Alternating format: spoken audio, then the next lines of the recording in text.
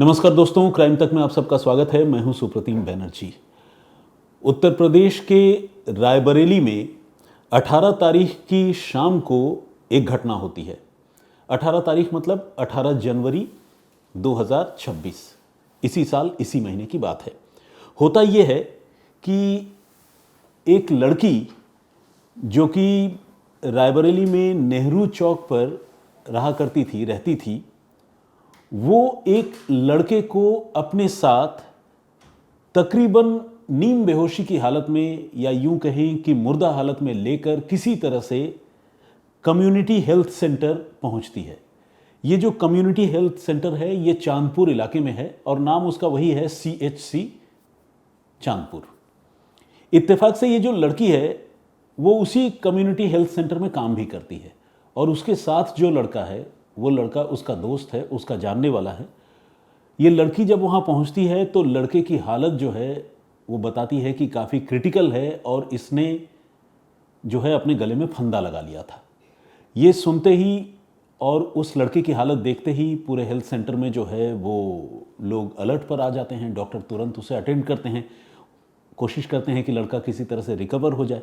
मगर जैसे ही डॉक्टर उसकी नब्ज़ टटोलते हैं और दूसरे पैरामीटर्स चेक करते हैं, वो ये रियलाइज़ करते हैं कि लड़का जो है वो जीवित नहीं है, ज़िंदा नहीं है, उसकी मौत हो चुकी है। लड़की से डॉक्टर्स पूछते हैं कि ये कैसे हो गया और ये कौन है।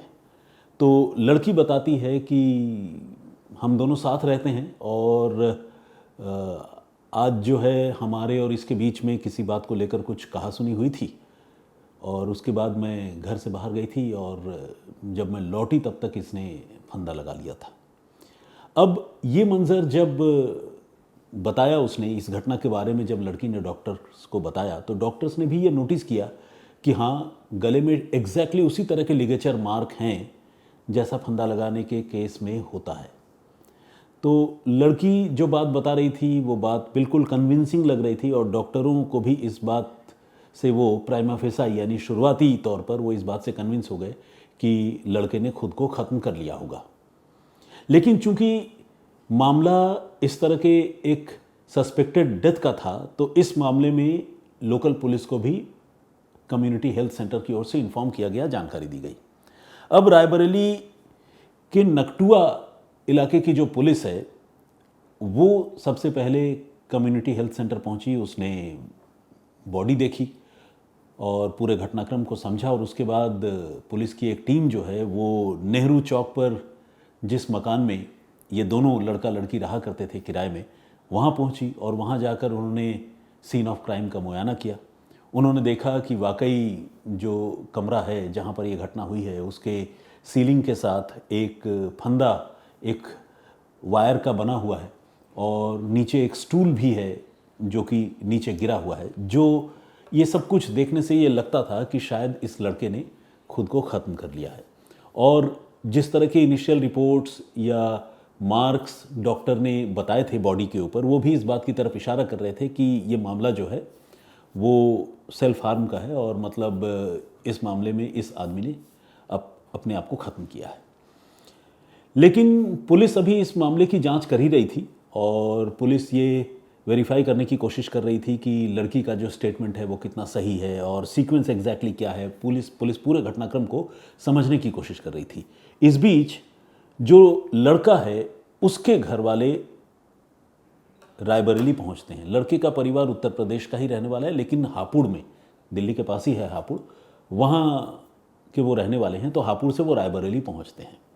ये जो लड़का है इसका नाम है हरिओम सिंह, जिसकी मौत हुई है। और हरिओम सिंह रायबरेली में चांदपुर इलाके में एक फाइनेंस कंपनी में मैनेजर के तौर पर काम किया करते थे। जबकि जो लड़की उसके साथ रहती थी, बेसिकली लिव इन में रहती थी, उस लड़की का नाम है शीतल और वो उसी रायबरेली के कम्युनिटी हेल्थ सेंटर में कम्युनिटी हेल्थ ऑफिसर के पोस्ट पर काम किया करती थी। यानी दोनों वर्किंग थे, दोनों सेल्फ डिपेंडेंट थे। बल्कि शीतल जो है वो तो गवर्नमेंट के साथ काम करती थी, कम्युनिटी हेल्थ सेंटर में हेल्थ ऑफिसर थी, और दूसरी तरफ हरिओम जो है वो, जैसा मैंने आपको बताया कि फाइनेंस कंपनी के साथ था। तो ज़िंदगी के किसी मोड़ पर दोनों की दोस्ती हुई और दोस्ती गहरी हो गई। इसके बाद ये दोनों लिव इन में वहीं रायबरेली के नेहरू चौक पर कमरा लेकर रहने लगे थे। दोनों का एक दूसरे के साथ अफेयर भी था और इसके बारे में घर वाले भी जानते थे। और शीतल जो है वो हरिओम से कहा करती थी कि प्लीज़ अब चलो शादी कर लेते हैं, घर वालों से बात करो। लेकिन हरिओम के घर वाले इस रिलेशन पर तैयार नहीं थे, वो राज़ी नहीं थे कि हरिओम जो है शीतल से शादी करें। इस बीच इन दोनों की ज़िंदगी में काफ़ी उथल पुथल भी हुआ यूँ कि बीच में इन दोनों के बीच जो रिलेशन था, उस रिलेशन की बदौलत शीतल जो है वो कंसीव कर गई, प्रेग्नेंट हो गई। और इसके बाद ऑब्वियसली वो जब प्रेग्नेंट हुई तो उसने अपने पार्टनर को हरिओम से कहना शुरू किया कि देखो अब तो मैं प्रेग्नेंट भी हो चुकी हूँ, तो अब तो शादी कर लो, कर ही लेना चाहिए, अब कितने दिन इस तरह से रहेंगे, लिव इन में रह रहे हैं, सबको पता चल गया है। लेकिन हरिओम थोड़ा रिलक्टेंट था, इस चीज़ के लिए तैयार नहीं था, और उसने शीतल को कोई ऐसी दवा दे दी जिसकी वजह से उसका मिसकैरेज हो गया, यानी गर्भपात हो गया। तो जाहिर है हरिओम जो है इस रिलेशनशिप को कंटिन्यू नहीं करना चाहता था, या हो सकता है कि वो कुछ और टाइम लेना चाहता हो, अभी वो इस तरह के फैमिली प्लानिंग के लिए रेडी नहीं होगा। तो उसने जो है उस लड़की को, शीतल को, कुछ ऐसी दवाई दे दी जिससे वो प्रेगनेंसी टर्मिनेट हो गई। अब इस बात को लेकर जो है शीतल के बीच में और हरिओम के बीच में कहा सुनी, तनातनी, ये सब चलती रही। हुआ ये कि 15 जनवरी को, 15 जनवरी को इन दोनों के बीच में इसी बात को लेकर अपने घर के अंदर, अपने किराए के कमरे के अंदर लड़ाई झगड़ा भी हुआ था। और इसके बाद शीतल जो है अपने घर चली गई थी। शीतल घर गई और उसके बाद शीतल 18 को वापस आई थी। लेकिन घर जाना जो है वो मसले का हल था नहीं। शीतल जब 18 को वापस आई तो 18 की शाम को दोनों के बीच में फिर से दोनों के रिलेशनशिप को लेकर और शादी को लेकर कहा सुनी और लड़ाई झगड़ों की शुरुआत हो गई। लेकिन इसी कहा सुनी और लड़ाई झगड़ों के बीच में दोनों ने ड्रिंक्स भी की और साथ में डिनर विनर भी किया। और इसके बाद जैसा कि शीतल ने बताया कि वो अपने घर से इस लड़ाई झगड़े के बाद कुछ देर के लिए बाहर गई थी घूमने के लिए, और जब वो लौट कर आई तब उसने देखा कि हरिओम ने अपने साथ ये हरकत कर ली है। लेकिन पुलिस में जो रिपोर्ट लिखाई थी हरिओम के घर वालों ने, वो ये जोर देकर कह रहे थे कि इसके पीछे ज़रूर कोई ना कोई कॉन्स्पिरेसी है, हरिओम ऐसा नहीं कर सकता, ज़रूर शीतल ने ही जो है उसके साथ ज़्यादती की है और उसकी हत्या की है। अब जब पुलिस को ये बात पता चली और घर वालों ने ज़ोर देकर कहा कि शीतल जो है वो इंटिमिडेट करती थी, डराती धमकाती भी थी, तो पुलिस ने इस मामले को और गहराई से इन्वेस्टिगेट करने का फैसला किया। इस बीच जब पोस्टमार्टम रिपोर्ट सामने आई तो लिगेचर मार्क तो बिल्कुल आइडेंटिकल वैसा ही था जैसे फंदे में लटक जाने से होता है, गले वाला। लेकिन इसके अलावा उसके बॉडी पर, हरिओम के बॉडी पर कुछ इंजरी मार्क्स भी, और वो एंटीमॉर्टम इंजरी मार्क्स नज़र आए जो किसी के साथ ज़्यादती या मारपीट की सूरत में होते हैं। तो ये इस बात की तरफ इशारा कर रही थी या कर रहा था कि हरिओम के साथ उसकी मौत से पहले फिज़िकली जो है ज़ोर ज़बरदस्ती हुई है और मारपीट भी हुई है। तो ऐसे में पुलिस ने ये सोचा कि शीतल से और गहराई से पूछताछ ज़रूरी है। उसके बाद पुलिस ने शीतल को हिरासत में लिया, क्योंकि ऐसे भी उसके खिलाफ नेम्ड FIR हरिओम के घर वालों ने दर्ज करवाया था। और उसके बाद शीतल से पूछताछ शुरू हुई, और तब शीतल ने पूछताछ में जो कहानी बताई, उस कहानी को सुनकर पुलिस भी भौंचक्की रह गई। और ख़ुद हरिओम के घर वालों ने भी ये नहीं सोचा था कि ये कॉन्स्पिरेसी या ये साजिश इतनी गहरी निकलेगी। हुआ ये कि 18 तारीख की शाम को जब शीतल वापस आई कमरे पर और हरिओम के साथ उसकी नए सिरे से लड़ाई झगड़े की शुरुआत हुई, साथ में पीले पिलाने और खाने वाने का दौर चला। उसके बाद लड़ाई झगड़ा धीरे धीरे बढ़ता रहा, बात बढ़ती रही, और एक मुकाम ऐसा आया जब हरिओम जो है वो गुस्से में आकर, या आप ये कहें कि शीतल पर एक मानसिक दबाव बनाने के लिए उसने अपने गले में एक फंदा वायर का बनाकर लगा लिया और एक स्टूल के ऊपर खड़ा हो गया। और वो ये शीतल को बताने की कोशिश कर रहा था कि कहो, तुम कहो तो अभी मैं खुद को ख़त्म कर लेता हूँ, अभी मैं तुम्हें छोड़कर, इस दुनिया को छोड़कर चला जाऊँगा। इस तरह के डायलॉग वो दे रहा था, और वो फंदा लगाकर स्टूल के ऊपर खड़ा हो गया था। लेकिन उसने ऑब्वियसली ये नहीं सोचा था कि शीतल कुछ ऐसा भी कर सकती है जो उससे उसकी ज़िंदगी छीन ले। शीतल ने किया ये कि इसी मौके को देखकर गुस्से में उसने नीचे जिस स्टूल पर हरिओम खड़ा था उस स्टूल को पूरी ताकत से लात मारी, और लात मारने का नतीजा ये हुआ कि स्टूल तो छिटक कर दूर जाकर गिरा और हरिओम के पास फिर अपने आप को संभालने का और रिकवर करने का कोई चांस ही नहीं बचा। वो विद इन मोमेंट्स जो है वो वहीं लटकता हुआ छटपटा कर ढेर हो गया।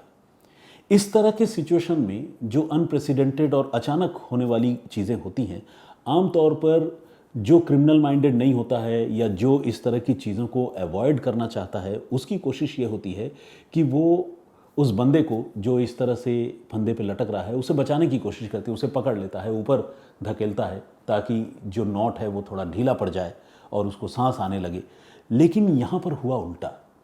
शीतल जो है उसे उसी हाल में तड़पता हुआ छोड़कर घर से बाहर निकल गई ताकि वो ये एलिबी, ये कहानी लोगों के सामने पेश कर सके, पुलिस के सामने पेश कर सके कि जब वो लड़ाई झगड़े के बाद कुछ देर के लिए घर के बाहर गई थी तब हरिओम ने यह कदम उठाया और ये घटना हो गई।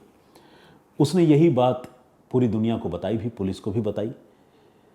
मगर शीतल चूंकि कोई हार्डकोर क्रिमिनल तो थी नहीं, जब पुलिस ने पॉइंट वाइज उसको इंटरोगेट करना शुरू किया, दोनों के रिलेशनशिप से लेकर दोनों के बीच में हुए हॉट एक्सचेंज, पूरा सीक्वेंस, उस रात को हुआ क्या, कैसे हुआ, कितने बजे वो बाहर गई, बाहर क्या किसी से मिली या नहीं मिली, कितनी देर में वापस आ गई और बाहर क्यों गई, हरिओम ने क्या इस दौरान उसे फ़ोन किया, बुलाया, ये सारी बातें जब माइन्यूटली पुलिस उससे इंटरोगेट करने लगी, पूछने लगी, तो शीतल जो है वो नर्वस हो गई और उसने पुलिस को जो कहानी सुनाई उस कहानी में डिस्क्रिपेंसी, यानी उस कहानी में कुछ झोल पुलिस को नज़र आने लगी।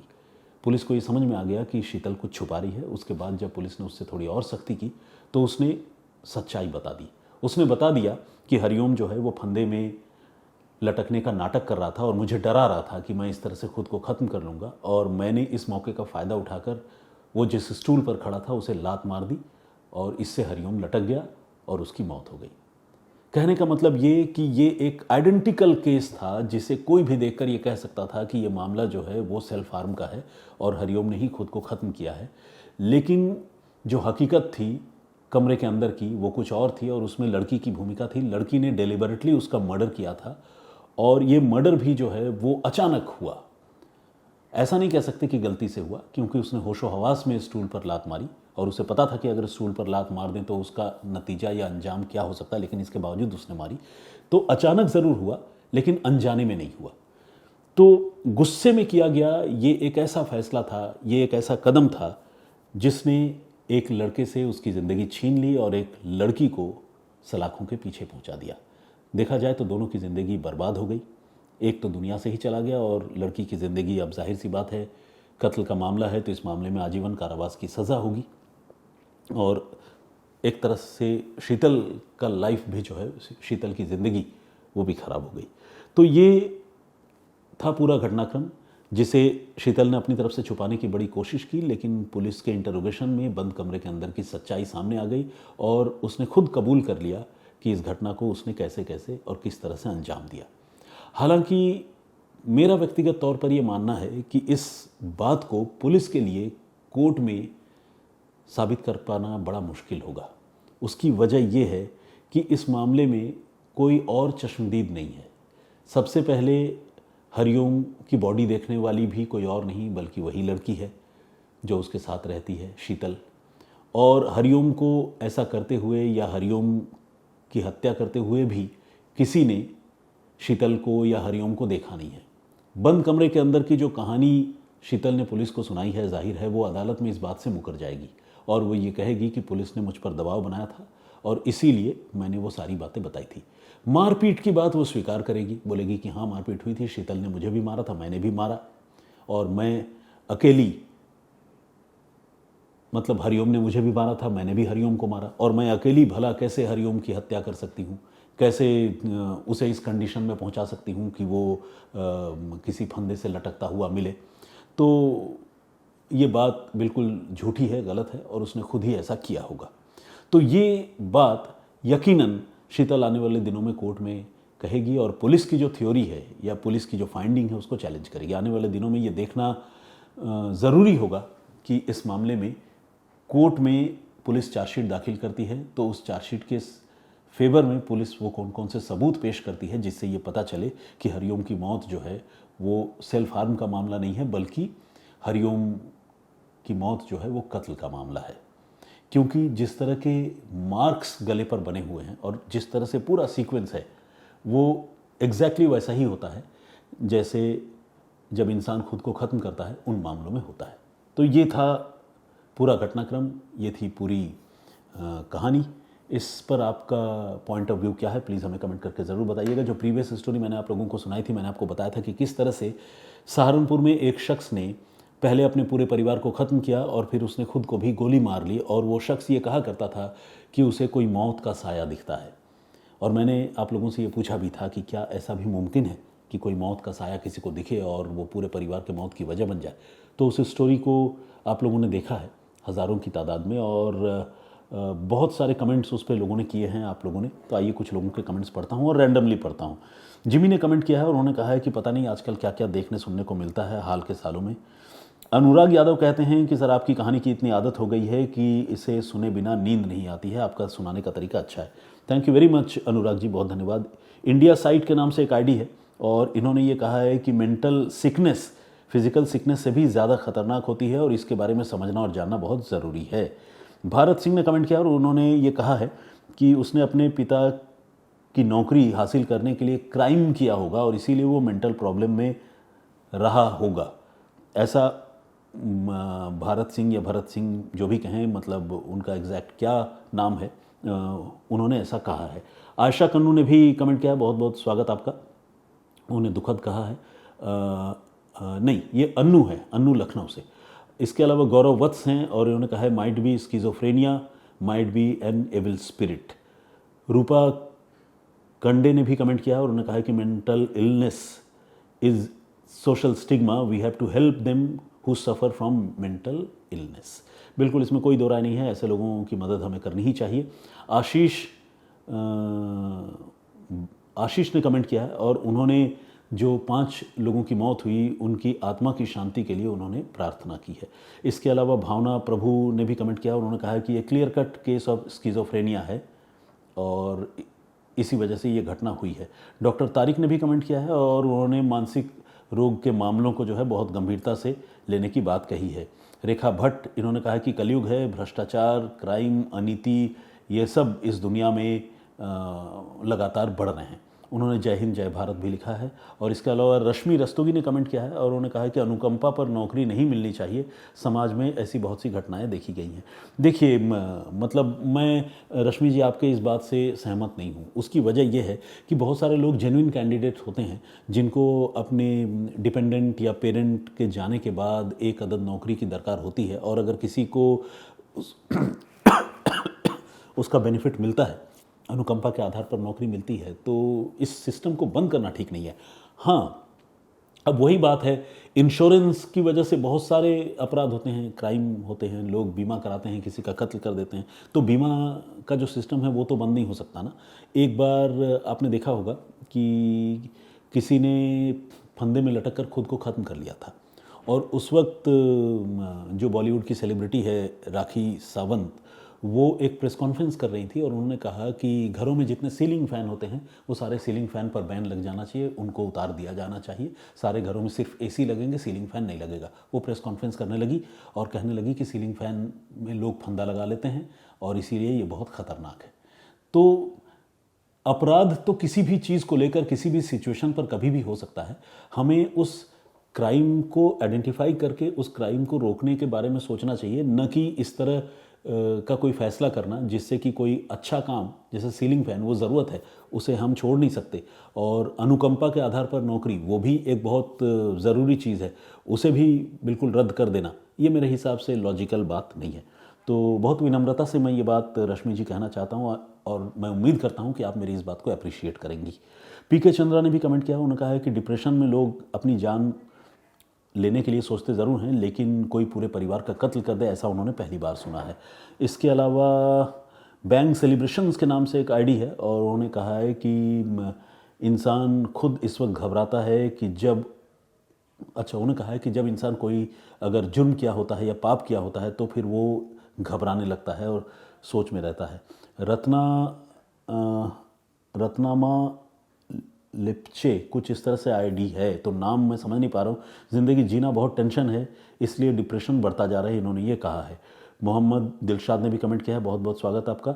सुषमा मिश्रा का कमेंट है, प्रदीप भामदू जी का कमेंट है, संदीप रोज़ का कमेंट है, और एक कमेंट तो है और उन्होंने कहा है कि ज़्यादा बड़ा फैमिली भी नहीं है, जॉब भी,